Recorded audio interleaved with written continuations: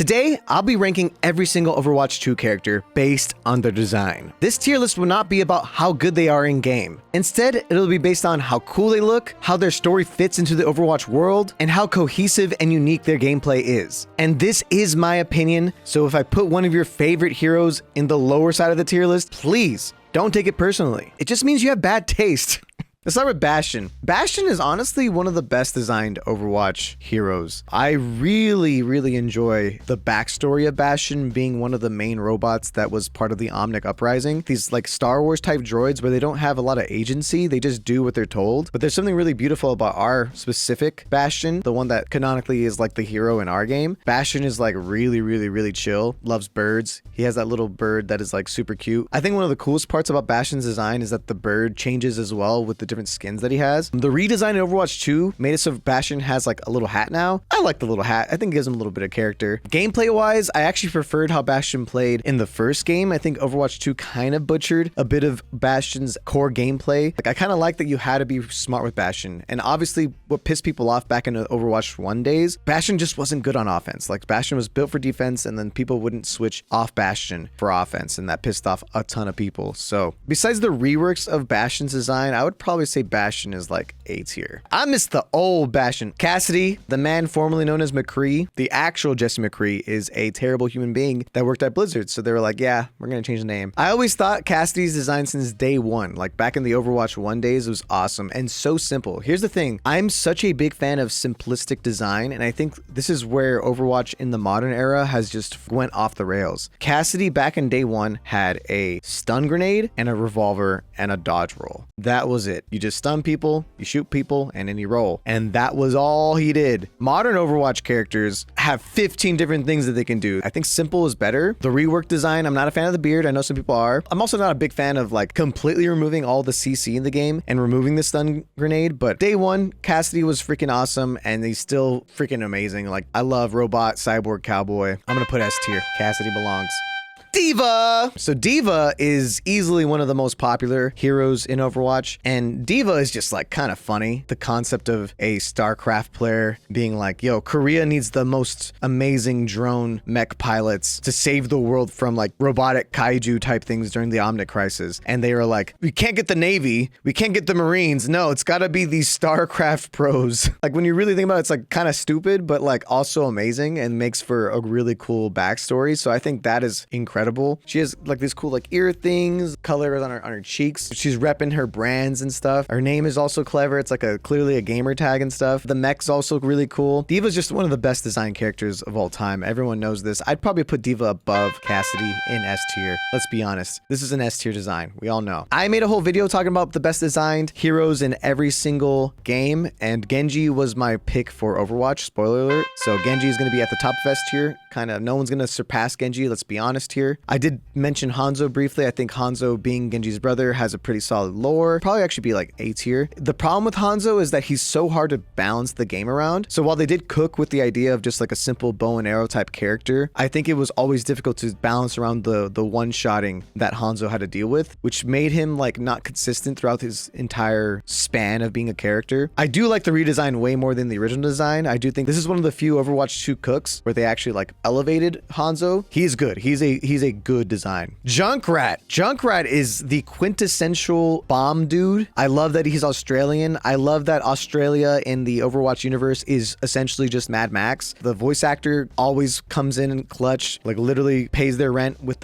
every voice line that he does. His crazy giggle, like that his hair's like kind of always on fire and his leg is gone and replaced with different like cybernetics that he built himself very clearly. So from just like an aesthetic perspective, incredible. And then on top of that, he just ends up being like this simple grenade launcher character with these made up traps that he made and just explosives to bounce himself as well. S tier, probably below Cassidy. Lucio suffers greatly from the redesign. His redesign is so mid. And let's talk about Lucio here, okay guys? Every character that is from a country that is not the United States or Canada has that accent very distinctly. Lucio, on the other hand, is supposed to be from Brazil. Does not have a Brazilian accent at all. I'm not even sure he speaks Portuguese. They like give him some Portuguese lines every now and then to like, yeah, he's Brazilian. Brazilian, but like he was clearly meant to be Canadian. If you look at Lucio's original design, Lucio had a legendary skins that were all hockey themed. This guy was supposed to be a Canadian dude, and he even had like the voice of a Canadian or American sounding man. He never even sounded Brazilian. Then I feel like last minute they're like, shoot, we don't got any like South American representation here. And then they like last minute slapped the fact that he's from Brazil. I just think it's so strange, dude. I don't like his redesign. I don't know how you guys are saying his redesign is good. Like, it's the most MCU looking armor you've ever seen. The original DJ design was great. Look, I'm not saying you couldn't join Overwatch, but I think it's like specifically how the armor looks. I think you either commit to the DJ or you commit to the fully armored like super soldier type thing, but you can't do like, you can't have it both ways, you know? I still really love Lucio's music theme. I just think like that backstory thing is gonna dock some points from it, because I genuinely believe he wasn't supposed to be Brazilian. It's never been confirmed. This theory that I have that Lucio might have been a Canadian character initially, I see it every single time. So I'd probably put him in like upper B tier, like B+. All right, then we got Mei. When you just look at Mei, you just know that she is the Ice Queen. Mei's backstory is amazing. I agree, negative. I like that she's like been cryo-freezed accidentally, and then she's kind of from the past for that reason, lost a lot of her colleagues, the scientists and stuff, and had to like fight her way out of where she was and make essentially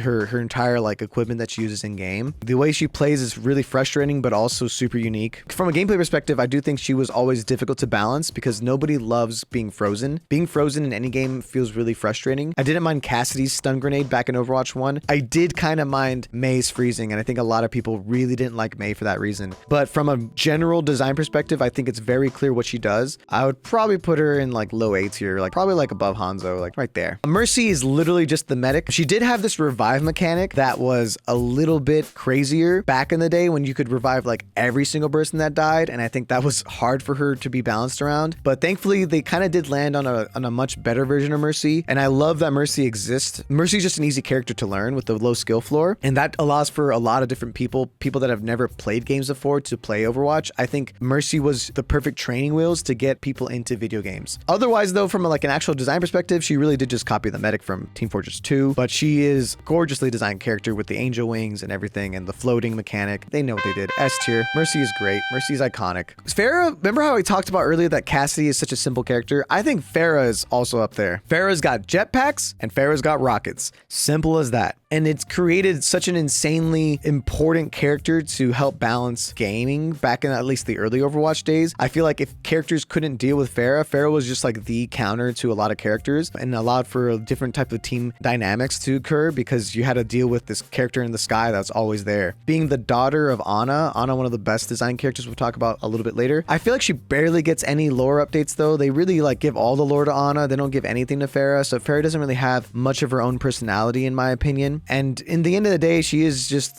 girl in super suit that can fly. It's not too crazy of design. It's not like super duper duper unique or super special, but in general, Pharah still was a solid choice overall. And I think A tier, probably above Hanzo. I think Hanzo's going to be like the gatekeeper of A tier. Let's talk about Reaper. Reaper is, in my opinion, one of the coolest characters ever made in this entire game. Reaper is the best villain you could have chose. Has a crazy backstory that involves Soldier 76 and Overwatch being one of the leaders that kind of like got shunned to the side. The way his movement and everything feels is really cool. I love that he's just like this evil shotgun wielding dude with super edgelord. Reaper is truly iconic. Everyone knows and loves Reaper. Dude in trench coat with like skull mask, and it sounds basic and it sounds cringe sometimes, but it just freaking worked, man. And I do like the redesign actually. I actually think the Overwatch 2 redesign is solid. Probably put S tier, maybe right below Genji. I don't know why I put D.Va so high. D.Va should be like there. Let's put it there. Reinhardt is one of those characters where other games have essentially copied his gameplay design. Overwatch did copy a lot of Team Fortress's ideas and other games like ideas from the past. Reinhardt's shield mechanic is so iconic. A lot of games do have like that one-way shield that your teammate can put up. It's seriously so impressive. Reinhardt is also just freaking awesome. He's like a freaking beast. He's huge. He's a guy with a big hammer and a big shield, and he works in a hero shooter very, very well. Yeah, Reinhardt's S tier. Behind Reaper, above D.Va, that's fair.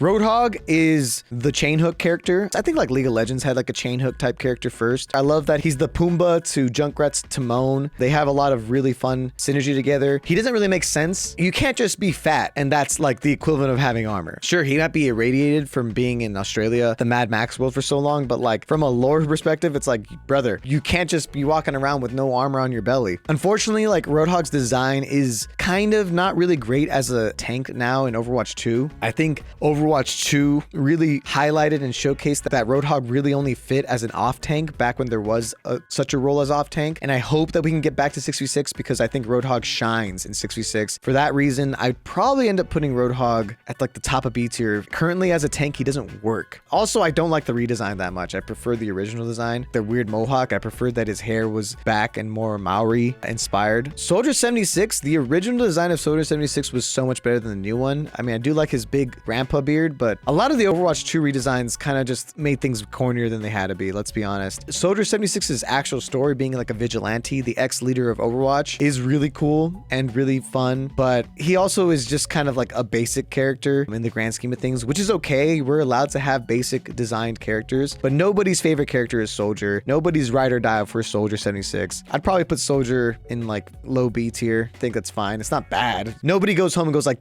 that's the character that got me into Overwatch. Like Symmetra, our autistic queen, has gone through a lot of reworks. She's part of like that utopia people, that the architects that want to like make their world better. I always thought Symmetra's design was okay. Even from day one, I think she was one of the most forgettable characters back in Overwatch 1. And to this day, she still feels a little bit forgettable. I like the big stupid wall that she can make throughout the map. That's a fun gameplay mechanic that she has. Her turrets are annoying, but fair. I think this might be the first like of the original Overwatch characters that I'd probably put in like C tier. She just never felt like she was necessary in this game. Like if they ever rebooted Overwatch, like Symmetra could completely disappear and it wouldn't affect anybody or change the game much at all. Torbjorn, on the other hand, they made a little dwarf and gave him a turret and they were like, that's it. And then from that point on, like dwarves have now been associated with turrets. Like it's just a thing. It's so funny, man. He's not a dwarf. He's not a dwarf. He's just freaking awesome, man. Torbjorn, such a goofy goober. I love that he's also best friends with Reinhardt, and Reinhardt's like 3 times his size. And also Torbjorn has like 15 children, including a character that's going to come up later. Yeah, Torbjorn is freaking dope. The turret's dope. Probably put him like above Junkrat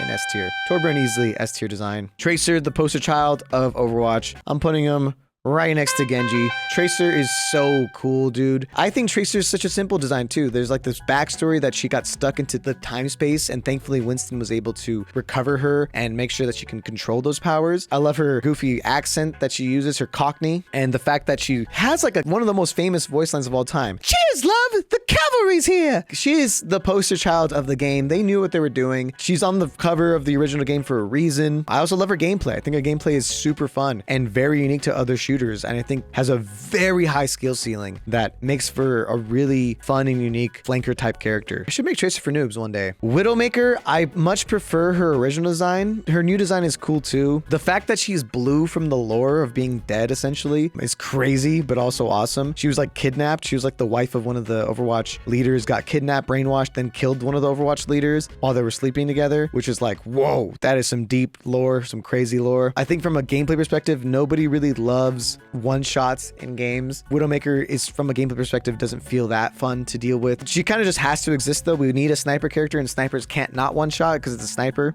I'd probably put Widowmaker like an A tier though. Winston is the other best designed characters. I'm putting it right above Tracer in the top of S tier. Winston is a ape scientist that was experimented on the moon where he grew up, had a scientist best friend, and he's the reason Overwatch exists, and he recalls them. He's like the heart of Overwatch, the real de facto leader of Overwatch. We're being led by a monkey. I love the voice. I love the way he talks. I love the way he plays. Winston's also my main, so I'm a little bit biased. I do love that he just jumps in like a monkey, puts down a bubble and zaps you. And then like his ultimate is the fact that he gets angry, like his glasses break and he gets super angry. I think it's super fun. Phenomenal design character. They absolutely cooked. Zarya is in a strange place because I do like Zarya, strong woman from Russia with thick Russian accent. Zarya is cool for that reason. It's a very simplistic design as well. I got a bubble, you get a bubble, and those bubbles get hit, then my gun is strong. That simplicity does give her extra bonus points from your boy. But in general, like I think Zarya was the best off tank ever designed from a gameplay perspective, and I think she got hurt the most when they switched from 6v6 besides Roadhog. Roadhog got hurt the most. Her core gameplay just feels worse. It doesn't feel correct. It feels wrong. Also nerfed her Graviton Surge, which was one of the best ultimates ever, and now it's like whatever. I'd probably put Zarya above Roadhog though in B tier. Zenyatta is a robot monk Omnic. The Omnics are a second-class citizen in the Overwatch universe. The Omnics get treated like terribly. Zenyatta's brother gets killed as assassinated, literally like a Gandhi equivalent. Such a freaking unique character. This floating robot monk. He's a pacifist until he's not. Protects with his like godlike ascendance. It's really amazing. Like Zenyatta makes you believe that there is like a robot god out there because he has actual powers. It's crazy. I'd probably put Zenyatta right above Reinhardt and S tier. Honestly, a very solid S tier design. Ana is also insane. They came up with the idea for a sniper character to also heal their teammates with shooting them. So just from a gameplay perspective, that's really cool. And it's kind of like insane that that has never really existed before. Then on top of that, you have this backstory being Pharah's mother, being a part of Overwatch, one of the original Overwatch characters, being like an older lady that can still ball. I love like the hood. I love the eye patch. I love her sniper. I love her grenade. A lot of different things are just so amazing about Ana. And to this day, Ana has always just been a solid, good character with a very high skill ceiling and a very high skill floor. And I was always impressed with like really high level Ana players. Probably like next to Zen, right there. An S tier. I think those are the S plus ones. So I didn't get a Scream S plus for you guys. I'm sorry about that. So S plus. Sombra is hacker lady. Sombra is Mexican. That's bonus points for your boy. Sombra is freaking cool. The color scheme is great. Weirdly like chaotic neutral. Chaotic, you know what I mean? Like she's not even trying to be like a bad guy. She just wants to do her own thing, dude. I think Sombra's a really cool design character. I always personally thought that the hack mechanic was always hard to balance around, which is why like Sombra has like the most reworks per character, being invisible, being a hacker. There's a lot of like problems with Sombra's gameplay design. Lore wise, solid, but gameplay wise, all over the place. Probably like low A tier. I think bottom of A tier is a good spot for Sombra. Okay, so Orisa is one of the few characters that if it was based on Overwatch 1, Orisa would have been like F tier. But if we're basing it off Overwatch 2, Orisa in Overwatch 2 is so much better. Her story of being like a Omnic, kind of like Bastion, being repurposed to be a good person is also kind of cool. And I kind of wish we could have had this version of Orisa in 6v6 Overwatch, because I think that Orisa's one of the main reasons why we got 5v5, because we had this double shield meta for so long and she was like the main culprit behind it. And I think that like a toned down version of Orisa's Overwatch 2 redesign in a 6v6 format would be so much better and so much more welcome. And I think it's really sad that we didn't see more reworks like this, and instead we just gave up on 6v6 so quickly. In A tier, I think it's fine. Doomfist, one of the most iconic characters of all freaking time. He was very frustrating in Overwatch 1 being a DPS character, but then they fully reworked him into being a tank. And as a tank, I think he actually makes more sense. I think he actually comes off really menacing still. He's still like a beast. I love his lore. I love his backstory. I love his design, his big gauntlet. I'm glad they didn't go with Terry Crews. I think his actual voice actor goes crazy with the Doomfist. Doomfist. It's me, Doomfist. Like, I think that's so much better than whatever Terry Crews would have done. Nah, F it. I like Doomfist. S plus.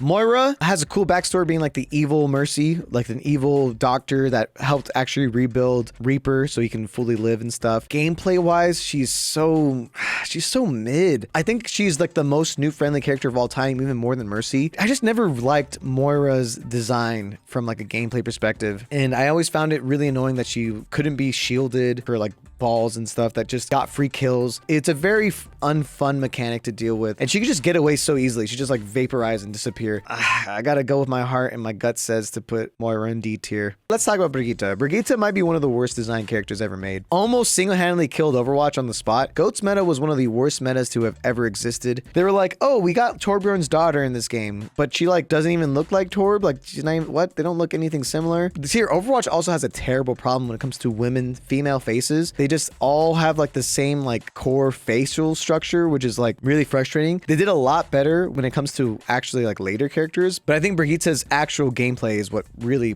puts her down. She had a stun mechanic initially, and then she just swings like her mace and stuff, and like later they had to like rework her and redesign her, but she had just always felt off. I kind of wish that Brigitte never existed. F tier. That's all I'm gonna say. They cook with Wrecking Ball. They put a hamster and a ball, and it's so funny. He's obviously really hard to use. I love that Winston has another experimented friend that had like a similar upbringing to him. I'd probably say like A tier though, because they just can never really make the character make sense and actually be viable like ever. Yeah, like low A tier. Ashe, we had Cassidy as the cowboy. Now we have Ashe as the cowgirl. I think Bob kind of carries though. Bob being this robot butler. Let's be honest, Ashe is a fine character. There's nothing too unique about her. Everything that's cool about Ashe was already cooler in Cassidy. I'd probably put Ashe in B tier, like bottom of B tier. Baptiste's immortality field kind of sucks and is a very terrible gameplay design. Anything that requires immortality is just gonna immediately dock you some points. I just never liked it. I never loved Baptiste's design in general. He just overtuned. They gave him like 16 different things. His ultimate always felt a little bit like whack and didn't really make sense with his design. There's a lot of things I didn't like about Baptiste because he just didn't feel like a cohesively designed character. He is one of those characters that I don't think needs to exist. He just does too much. C tier. Sigma freaking sucks, dude. I hate Sigma. Initially, he just became like another shield character and we didn't need more shields. Part of the problem was in the double shield meta was Sigma's fault. I don't like the way his guns feel. I don't like the way his mobility feels. I don't like the way his ultimate feels. I don't like anything about this dude. I freaking dislike Sigma. What the Sigmas? He does too much as well. Like, why does he also have, he has a suck and then a shield and he has like rock. Like, where did the rock come from? Where like the rock didn't even make sense. I don't think they did a good job with him. I'll be honest. D tier. Echo is a cool design character. I actually think Echo is really nice. We all love having like a Kirby type character in every single game. And her ultimate being able to copy stuff is fun. Her ability to fly being like another character like Pharah is good. Once again, she suffers from having way too many things going on. I think that she didn't need to have that beam thing. Like she already had like her regular gun. She can fly. And then she also had the ability to shoot these like rocket, like little pod things. And then on top of that, she had a beam, like so many things. She just had like one too many extra abilities that didn't feel necessary. And they could have just worked around 2 abilities instead. But I do think like overall Echo is a very cool design. So I would probably put Echo in like high B tier.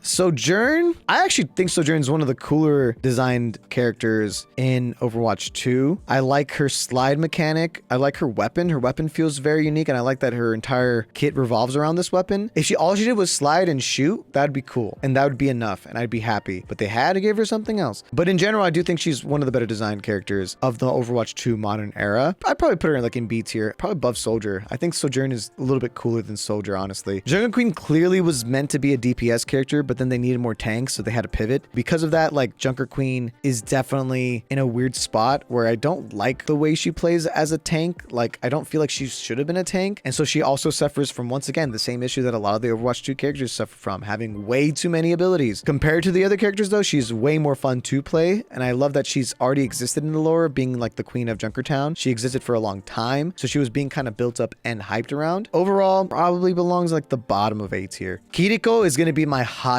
take, but I think Kiriko is actually one of, if not the worst designed characters in Overwatch 2. And let me explain. Ramattra is freaking cool. Ramattra actually feels like an Overwatch 1 character, being like the antagonist, the evil version, the Magneto to Zenyatta's Professor X. And I think that goes so freaking hard. I do think his gameplay could use some tweaks, but once again, this is just because he's part of the 5v5 tank meta where tanks are just so overtuned and so weird and have like 16 different things that they can do. But in general, I can't deny that Ramattra, they cooked with it. I'd probably put Ramattra above Widowmaker in A tier. And then we got LifeWeaver. LifeWeaver has like a tree, a hard light tree. He mogs. He's a handsome ass dude. As equally as he is like funny to meme about, he's also super forgettable in my opinion. I do like his ability like to pull people, but I think like they did not do a good job in making the gameplay make sense and stuff. I like the way he looks, but I don't like the way he plays that much. I like the backstory that they share with Symmetra, but can I be honest? I think LifeWeaver is like a C tier character. Very neutral. I have nothing negative, really strong feelings either way. Yachty is actually one of the coolest DPS supports. She feels like a DPS when she first launched. The fact that she like full on killed her entire tribe is crazy. I think her little like healing node thing is unique but very annoying at times to deal with, and they've had to like work around it a bunch. I'd probably put her in like B tier though. Mauga is like the Roadhog syndrome of like, he's just so big, but they actually explain it at least with like, he's fully cybernetically enhanced, got like 2 big machine guns. He was so overtuned on launch. I don't love his gameplay that much though. It's a little frustrating. I think in a 6v6 world, Mauga would have been really welcome as like a much undertuned off tank, but since he had to be like the main tank, he just does too much, dude. I think his lore and his story with Baptiste is what's carrying him right now, and I do like how huge he is, like how over the top huge he is, and they try to explain it away. I like that. So I'd probably put him in B tier, below Roadhog where he belongs. Venture is fine, kind of forgettable too in my opinion. I do like that they just go underground. They do be digging, they do be the mole. Lore wise is very weak. The gameplay and personality is great. Quintessential Overwatch character that like came and went so fast, like nobody cared. Probably gonna put in C tier. Juno, kind of in the same boat for me. I think Juno, she kind of just came out of nowhere from the skies. Don't like the way she plays, honestly. I didn't really enjoy her gameplay that much at all. I don't have anything really strong to feel about Juno either, unfortunately. I think that's partially because they're newer, but Juno just was kind of disappointing. Bottom of C tier for Juno. I don't know. I don't love Juno that much. Juno felt very mid.